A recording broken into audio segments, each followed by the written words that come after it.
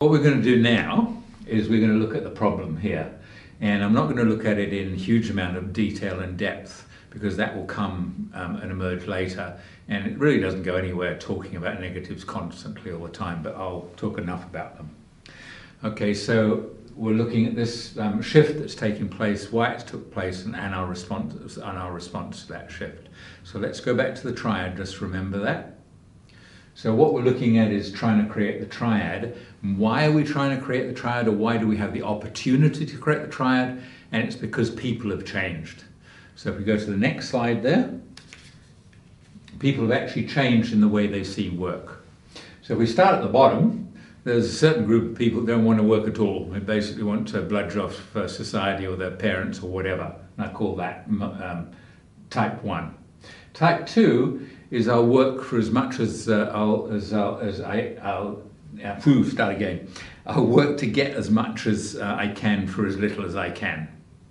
3 is I'll get and give as long as it's fair. So if it's a fair go, I'll do a reasonable amount of work if I'm treated properly. And there. And you'll see the coloration of 1, 2, 3 is actually, that's all the same sort of language. I'm not that interested in work. So when you move to 4 and 5, at 4, people are thinking, I can grow and earn and grow and develop through work. So you're actually seeing, hopefully, work as a way of personal growth and development. At 5, it's actually shifted up a further level that says not only I can grow and develop, but I can grow as a social animal. So we can grow together in a team, and we can actually grow and develop there together. At 6, we've shifted not just to work by itself, but the work has to have purpose as well. Because at 5 and 4, I could be working for a tobacco company, and I don't think that's got a lot of purpose to it, but I could still have a hell of a good time working, and I could grow and develop in working in the tobacco company. At 6, we've shifted and said, I want the work to have value and to have purpose. 7 is a completely new thing altogether, which is really what we're talking about totally today, or in the future too, is the CEO, the CEO, have the responsibility to create these sorts of levels of work, an organisation that's 6, 5 and 4. That's just an awesome responsibility.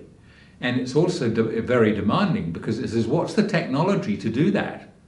The old command and control and the authority and accountability is old stuff, and I'm going to fit some other stuff onto it. But what's my underlying concepts about work that I apply to this problem?